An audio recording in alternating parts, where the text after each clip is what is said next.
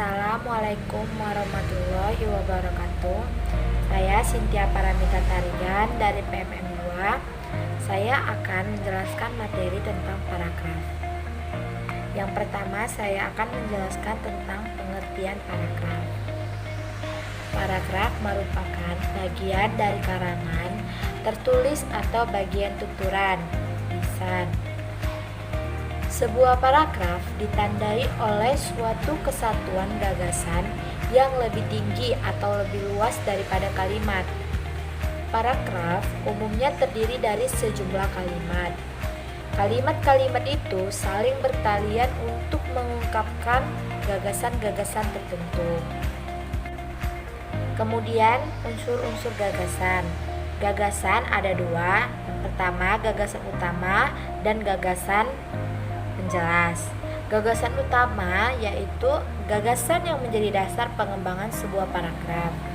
Gagasan utama yang eksplisit itu adalah jenis paragraf deduktif, induktif atau paragraf campuran.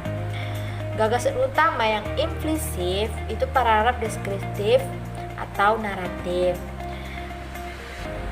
Yang kedua adalah gagasan penjelas. Gagasan penjelas ialah gagasan yang fungsinya menjelaskan gagasan utama. Kalimat yang mengandung gagasan penjelas disebut kalimat penjelas. Kalimat penjelas itu isinya itu ada uraian-uraian kecil, contoh-contoh, ilustrasi-ilustrasi, kutipan-kutipan, atau gambar-gambaran yang sifatnya parsial. Contoh gagasan penjelas. Karyawan-karyawan di suatu kantor tidak dapat bekerja dengan tenang karena kepala kantornya bersikap keras dan kaku. Seringkali dia bersikap seakan-akan dia sendiri yang paling benar. Semua kehendaknya harus diikutin. Akibatnya, suasana kerja di kantor itu sama sekali tidak menyenangkan. Itu contoh gagasan penjelas.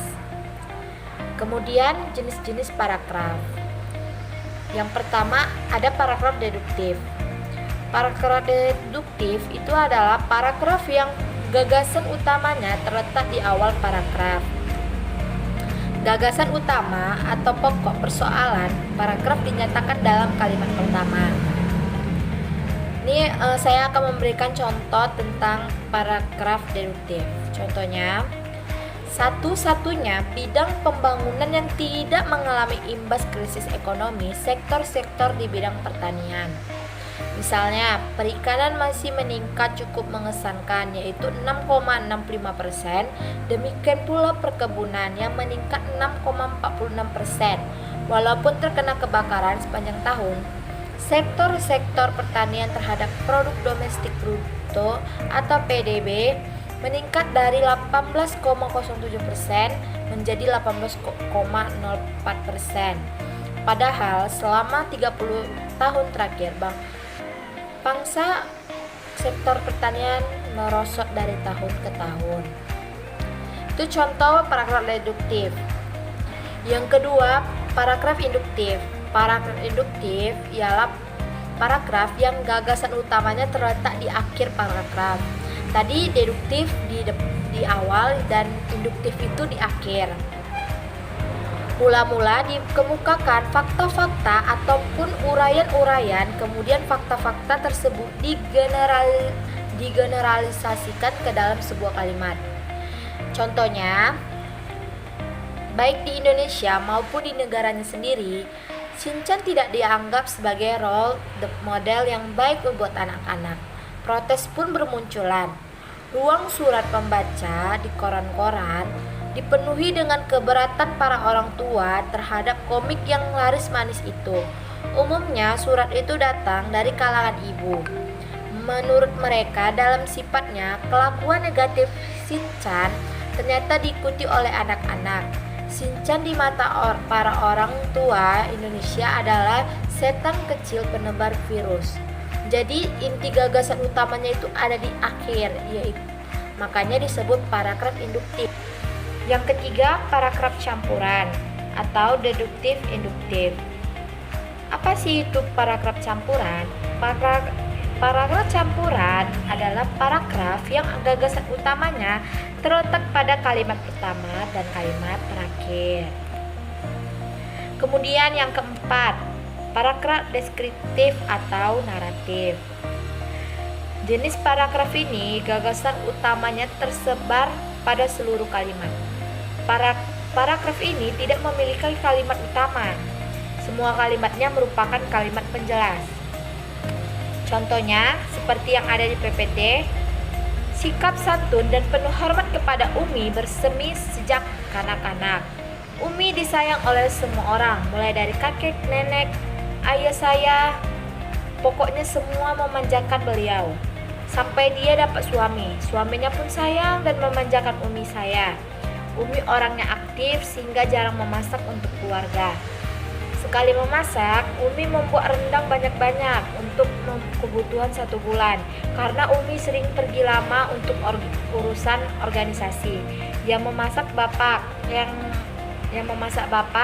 yang memperbaiki kompor dan memanjakan Umi juga bapak.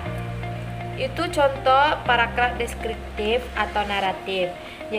Dan contohnya itu di contoh itu tidak mempunyai kalimat utama.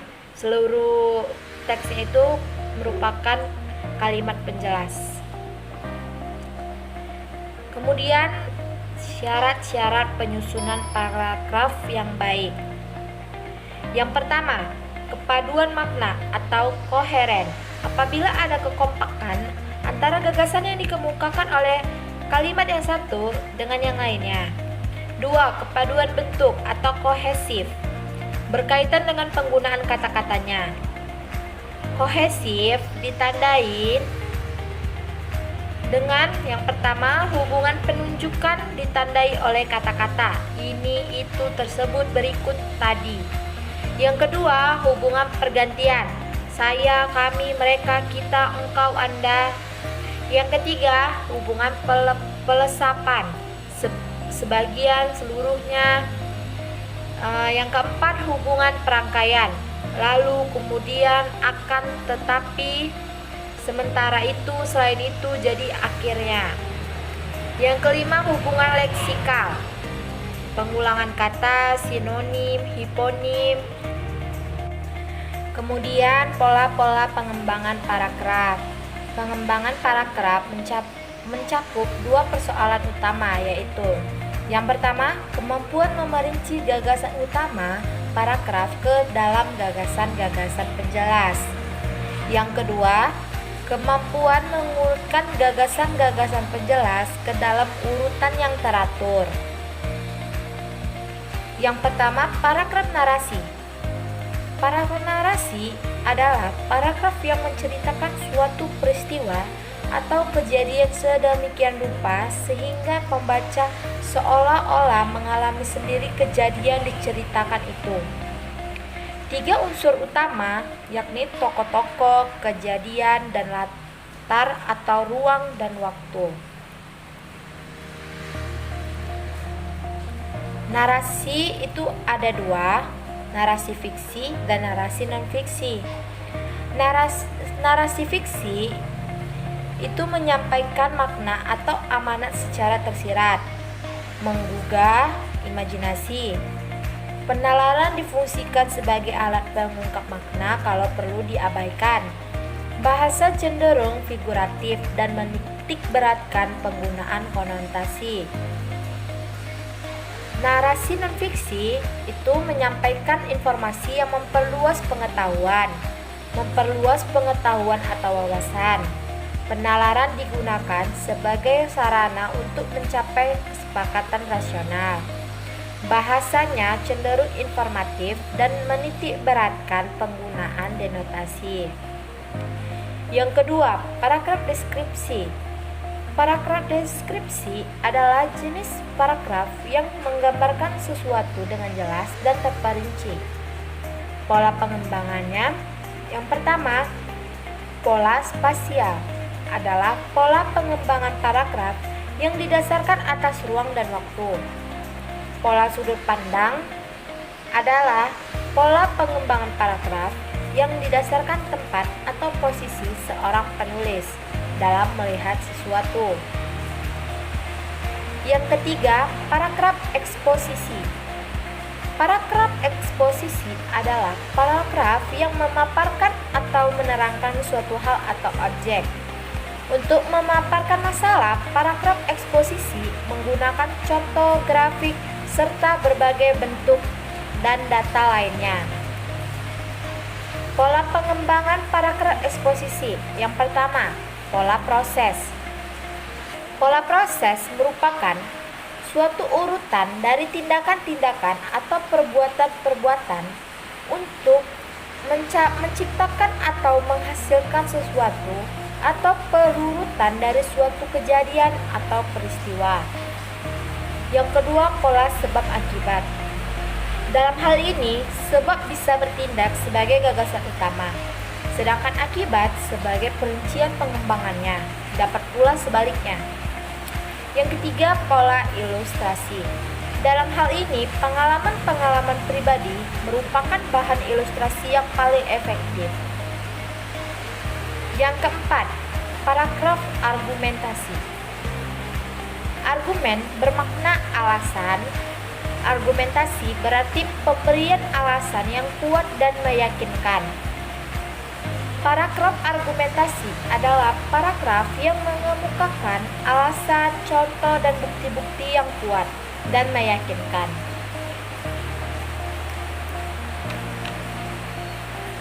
Kemudian, persamaan dan perbedaan antara paragraf eksposisi dan argumentasi. Yang pertama, Persamaannya itu sama-sama menjelaskan pendapat, gagasan, dan keyakinan. Sama-sama memerlukan fakta yang diperjelas dengan angka, peta, grafik, gambar, dan lain-lain. Sama-sama memerlukan analisis dalam pembahasannya. Sama-sama menggali ide dari pengalaman, pengamatan, dan penelitian sikap dan keyakinan. Perbedaannya, yang pertama, tujuan eksposisi hanya menjelaskan dan menerangkan sehingga pembaca memperoleh informasi yang sejelas-jelasnya. Argumentasi bertujuan untuk mempengaruhi pembaca sehingga pembaca menyetujui pendapat, sikap, dan keyakinan kita benar. Yang kedua, eksposisi menggunakan contoh, grafik, dan lain-lain untuk menjelaskan sesuatu. Argumentasi memberi contoh, grafik, dan lain-lain untuk membuktikan bahwa sesuatu yang dikemukakan itu benar. Yang ketiga, penutup pada akhir eksposisi menegaskan lagi yang telah diuraikan sebelumnya. Pada penutup pada akhir argumentasi berupa kesimpulan dari uraian sebelumnya. Baiklah, sekian dari presentasi saya. Wassalamualaikum warahmatullahi wabarakatuh.